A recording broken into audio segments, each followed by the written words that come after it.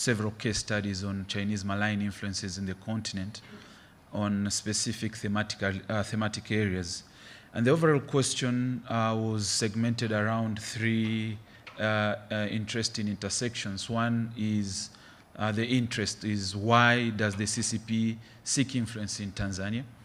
And of course, we also wanted to understand the strategies and tactics that the CCP actually uses to influence or gain influence in Tanzania, and whether these tactics and strategies have been successful. And then lastly, we wanted to understand more about the degree of domestic democratic resilience to mitigate CCP influence and how that undermines democratic institutions and political accountability in Tanzania. Mostly our study focused on 6 key areas, that is on economic influence, political influence, media, academia, and politics, party-to-party politics. And I'm going to explain the thinking about that. So in the economic influence, we were mostly interested in interests, statistics, key projects and agreements that have been entered by China, between China and Tanzania. And of course, under the same issue of media and information, we were mostly interested in information and influence around local media and environment, and the depth to which China has penetrated the media market in Tanzania, and of course, and digital infrastructural projects. And again, on the politics, we looked at primary actors in the Sino-China, Sino-Tanzania relations, ties between what we call subnational diplomacy, and of course, looking at how Tanzania has demonstrated support for China International Fora. And then the question is asked, what aspects of democratic society, if at all there are any, in Tanzania to keep these malign influences at bay. A quick of a background of Tanzania-China relations. Tanzania is one of those countries that has a strong historical relationship with China, way back 1961 when the country gained independence. And later on, we saw this these relations being formalized in 1964. And of course, we all know this big infrastructural project, the Tanzania-Zambia railway line, which really deepened their ties in the early 1970s. And of course, if you look at between 1964 and 2023, my statistics shows that there's been 21 state visits between Tanzanian presidents to China and 2 visits by a Chinese president to Tanzania, which is quite significant, which again highlights the level and depth of Chinese involvement in Tanzania. Another issue is also the ideological factor. The 2 countries, of course, since we began this conference, we have been hearing about Chinese decolonization, and of course, citing that, it has supports countries that have gone through colonization process just like itself. And of course, the issue of strong socialist ties between the 2 countries. And of course, these 2 political parties, that is the CCP and the Chama cha Mapinduzi party, the ruling party, have had very strong relations over the past. And these Sino-Tanzania relations have actually involved a quite array of issue areas such as aid, trade, investments. In addition, this has actually transcended the traditional government-to-government relationships, and we see some form of brotherly relationship, which have actually been codified as Rafiki, which is Swahili for friend. So you can see the level of relationship between the 2 countries. In terms of the approach to the study, it was mostly a qualitative type of study, looking at those thematic areas such as economic influence, media, academia, telecommunications, civil society, and lastly, party-to-party relations.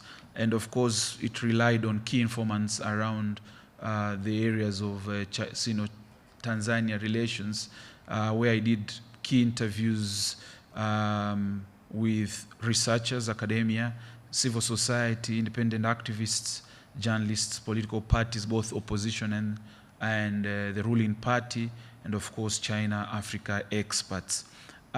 So I now proceed to the findings of the study. On the economic influence, just like many African countries where we see China is the #1 trading partner, I think the same applies to Tanzania.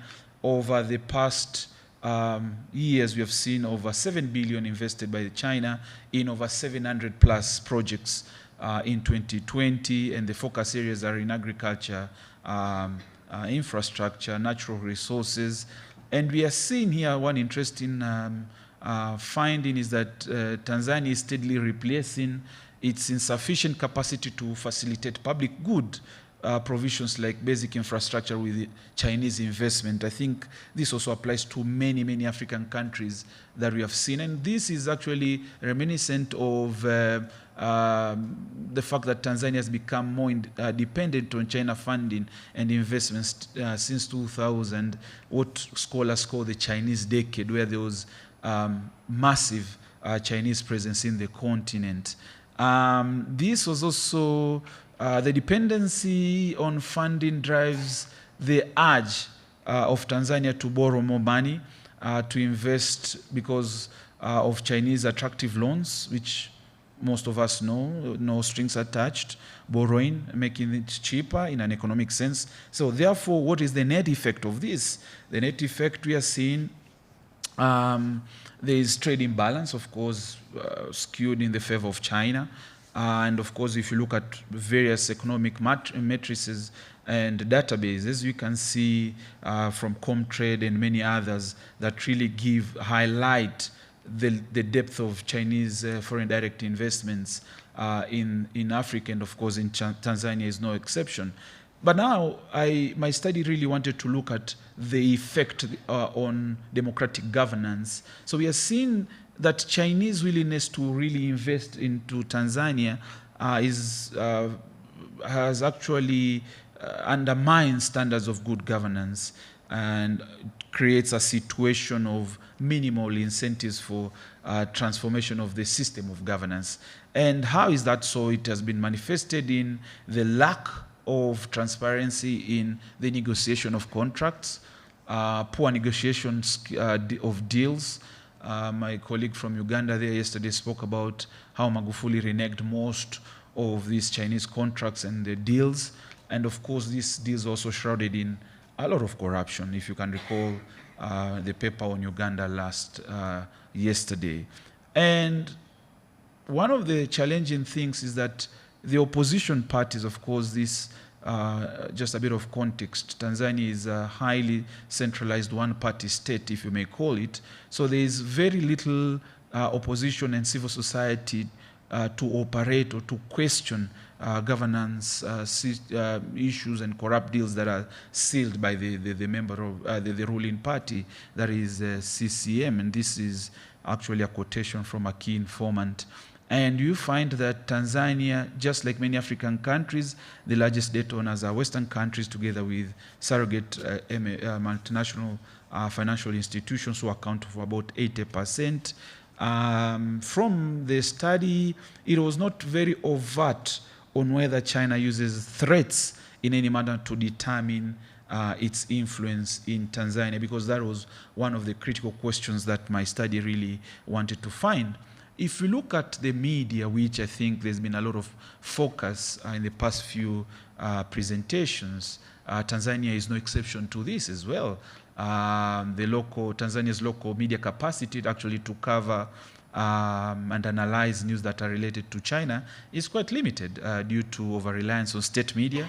Tanzania has a very strong state media presence that is highly influenced by the CCP, and I'm going to give you the reason why. In 2018, that's the Tanzania Broadcasting Corporation, formalized an agreement with China Radio International and Xinhua on media expansion in Tanzania. Statistics from the International Federation of Journalists also indicate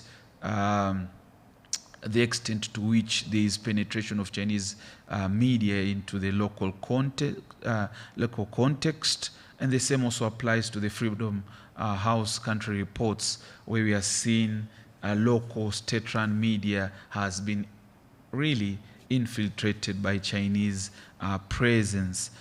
Similarly to that, we have seen memorandum of understanding signed between the Chinese government and Chinese and Tanzania local media houses and state-owned media houses like Xinhua, which again is endemic or similar to many African countries.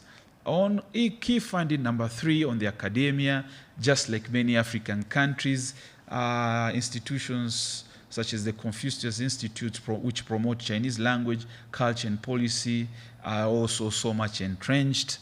At the University of Dar es Salaam, there's a Confucius Institute there. The University of Dodoma, there's also a Confucius Institute. The Muslim University of Morogoro, and all these promote pro-Chinese policy issues involving Taiwan, Tibet, Hong Kong, and of course, this also is evidenced by the Chinese people-to-people academic exchanges, which again really bolster Chinese soft power. One interesting thing from this slide here is an interview that I did with the Chinese embassy, and of course maybe this number was given to me is a very relative medium number of about 1,800 Tanzanian students having received Chinese government scholarships since 1965, but of course the Chinese market for education for Tanzanian students is now very, very high. Most Tanzanian students find themselves going to study there, and of course there's a lot of medical exchanges and academic conferences that take place there. But of course, one other thing is they have also entrenched themselves not just in academia, but of course in think tanks, where they involve in funding and of course sending most of their experts in these Tanzanian think tanks and getting into some form of agreements and partnerships which really influence policy. On telecommunication is also very vast, but I'll be very brief. Just like many African countries, Huawei ZTE is dominate Tanzania's ICT sector. Investments include 5G networks. They provide a lot of e-government services and smart city projects. And this has also raised concerns about surveillance technology, which really fosters authoritarian practices in the country. I've told you Tanzania is a highly one-party state, very centralized, and there's a lot of admiration, especially from the government and the politicians about what they call the Chinese model of economic development. Also, the city, Dar es Salaam, is a major beneficiary of Chinese maritime internet cable connections with 5G network, and we find this surveillance is common in 100 smart cities that are facilitated around the world, which is very, very interesting. On the civil society, China in Tanzania also uses its local diaspora actually to instrumentalize foreign policy achievements and agenda. And the most common of this is the Tanzania-China Friendship Association and the Tanzania-China Business Council, which really is almost like a lobby group that really influences policy and the like.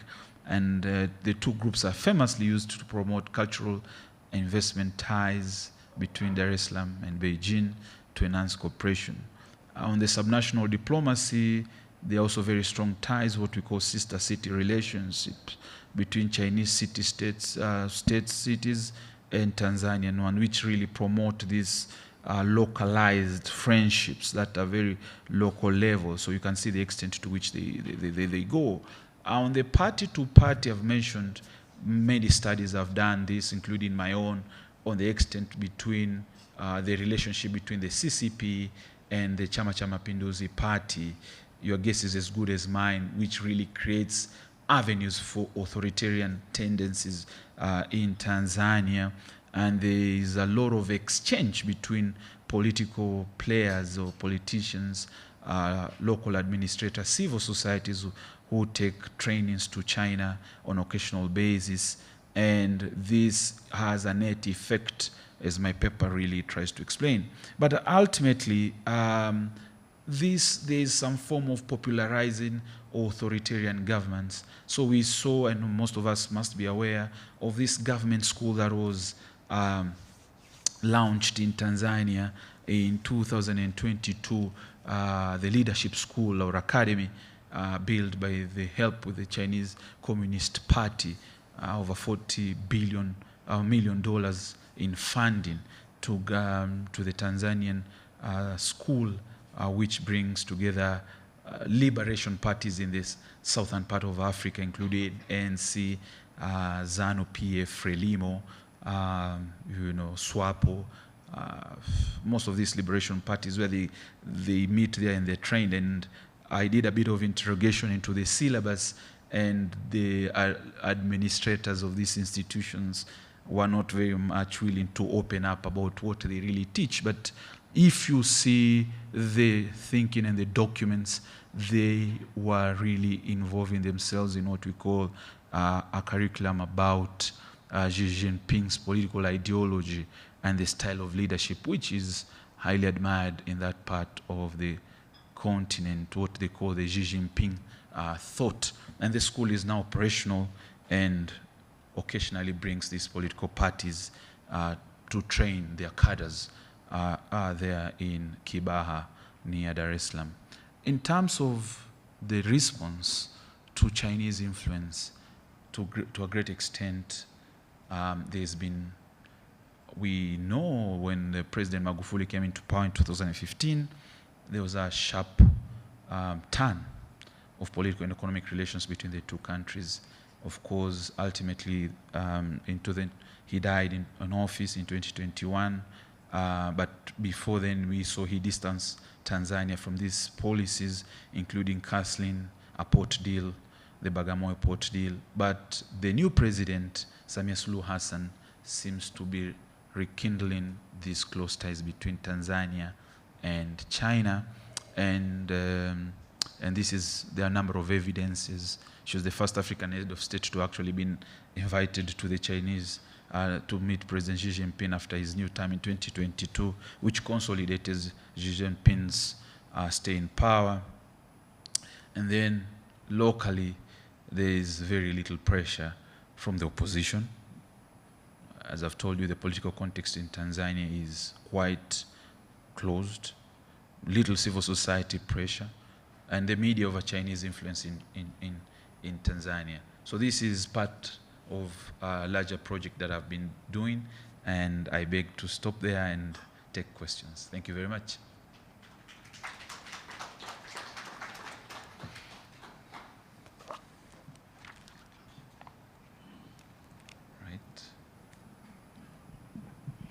Thank you very much for the presentation. I'm Jamima with NDI.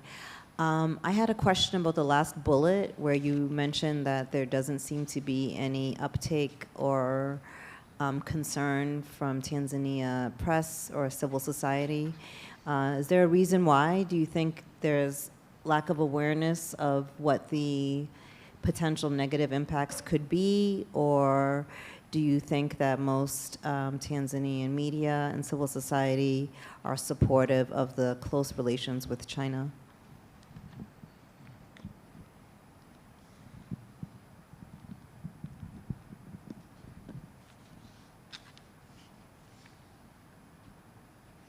Oh, let me take that. All right, thank you so much. I thought there were further questions. If you look at a number of Afrobarometer data and other statistics, surveys that have been done about Tanzanian perception to China, it's quite, Tanzanian population has a very positive perception on China.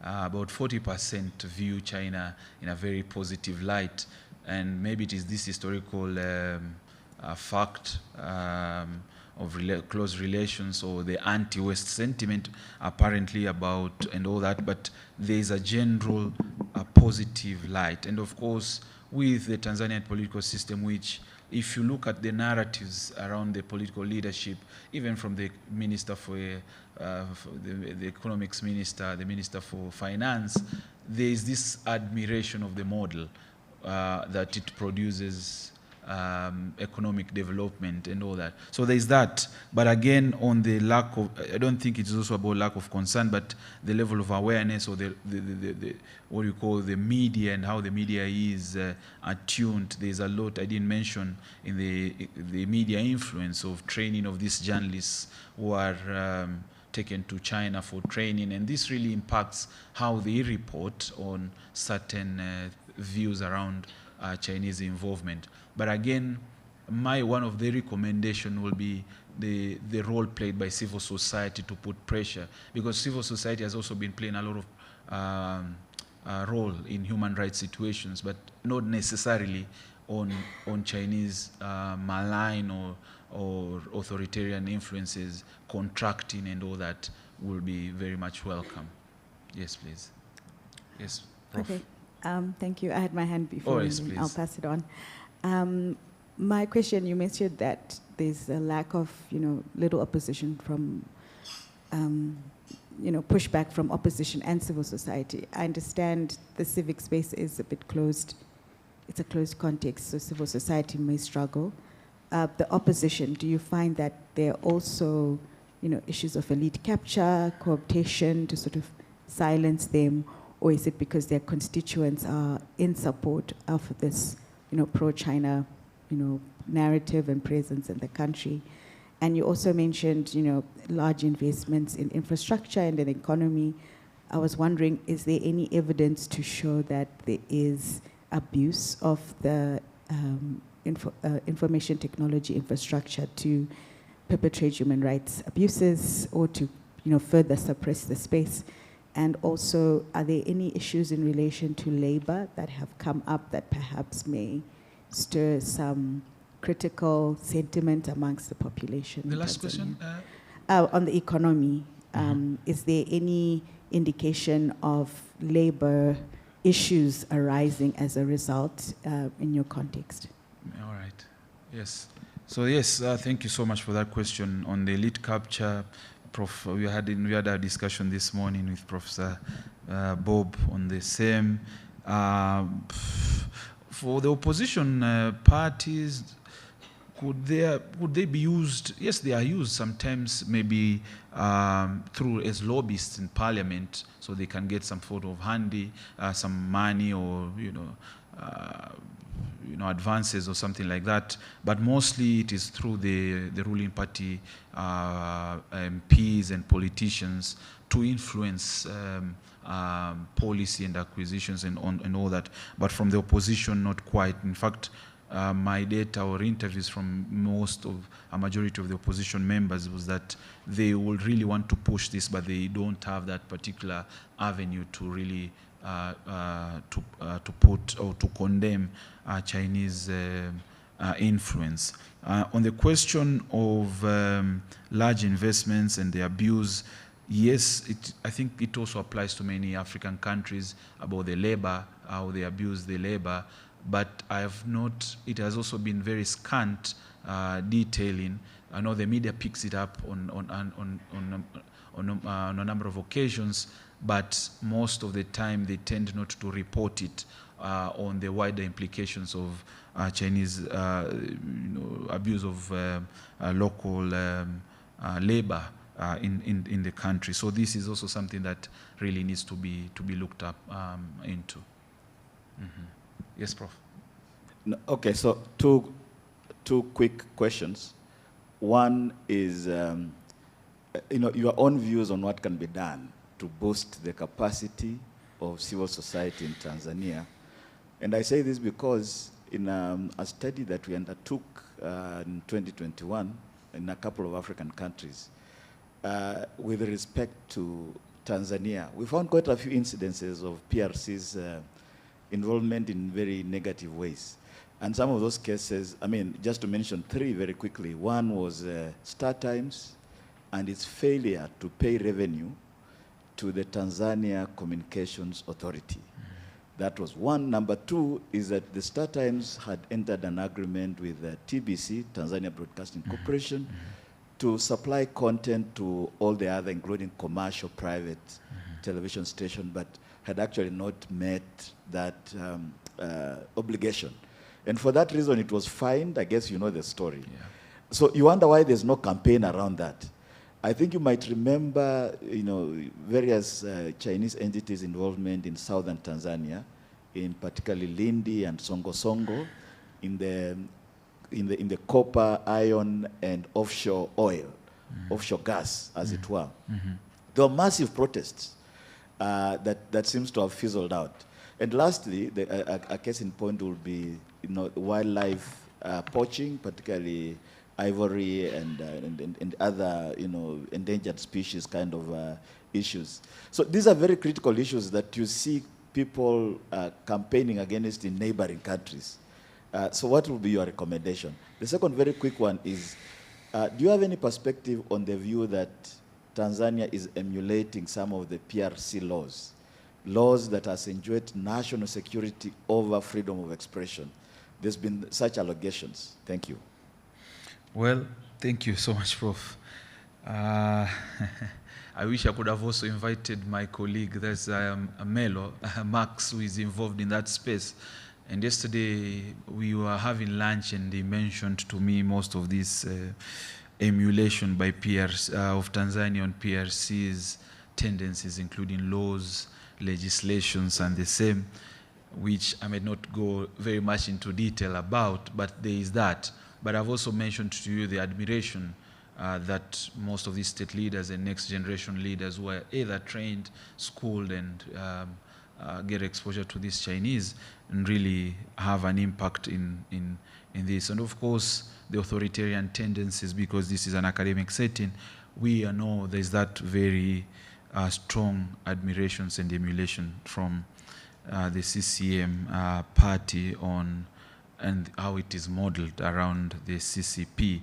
On the recommendations on what the civil society should do, I think it is about legislation, strong legislations around civil society role in countering foreign interests. So much of the civil society work has tended to deal with human rights governance issues and all that. But I believe, and this is something we have spoken on over breakfast, Prof, to what extent can the civil society be empowered to actually call out and campaign or even use laws actually to really counter Chinese or malign influences? And I'm not talking just about China here, but we have seen a lot of presence of other non-Western actors in the form of UAE and most of these Arab countries who are putting up a lot of money to influence government contracts and all that. So this is something that the civil society can be able to really take to push through laws or even litigating at the local level. But the challenge, Prof, we know of the Tanzanian political context, which is quite maybe different from maybe the one in Kenya, where we can see a lot of activists or civil society work that can also be done through proper litigation in court, and then you can get court orders and this can be done. But in the Tanzanian context, it's quite very difficult. But for me, I look at how civil society can really be empowered to now broaden its scope beyond the traditional human rights governance issues to more broader issues to do with foreign interests. Yes, please. Yeah, thank you so much for your very good presentation. I just wanted to ask one question. I do recall that also I mentioned this in my presentation yesterday, Yes. that the late president of Tanzania, John Pombe Magufuli, rest in peace, was not liked by the PRC for his policies. He was pro mutual benefits, especially in the engagements that Tanzania and the PRC were involved in. If you recall, the Bagamoyo port deal and so many other cases. But soon after his passing on, and with the current president, Samia, we see the PRC coming very close to Tanzania.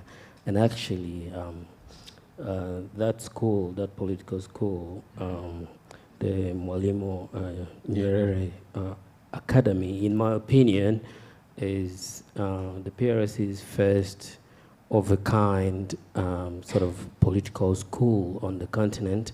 And also it has a very strong effect because now it covers Southern Africa, and also we've seen a lot of visits by the CCP leadership to neighboring countries like Uganda, for instance, where they meet with ruling parties, in a bid to spread communist ideals on the continent. So do you have a feeling that such schools, and perhaps the PRC is involved in influencing the politics in Tanzania, do you have any evidence of interference that is coming from the CCP directly into the Tanzanian politics? That's just the question I wanted to ask. Thank you very much. Yes, for sure. The school really, as I told you, the training is mostly on Xi Jinping thought and the political structure and the thinkings of and all this, which are actually entrenched authoritarian tendencies. To a great extent, it will have a big influence. Years back, we saw there was a lot of condemnation when the Chinese ambassador joined a CCM rally, actually, which was quite puzzling. So you can see the level of entrenchment, and this is as an influence of this ideological training and ideological contribution. In the media, the Chinese ambassador often actually writes op-eds in the local newspapers again and again, to the extent now these are even translated into Swahili, and this you can see is the larger implications that will come as a result of this ideological school. So, but again, it's not just about Tanzania. The entrenchment will now be transferred to these liberation parties, ZANU, Frelimo, and all these Southern liberation parties, where their cards are trained.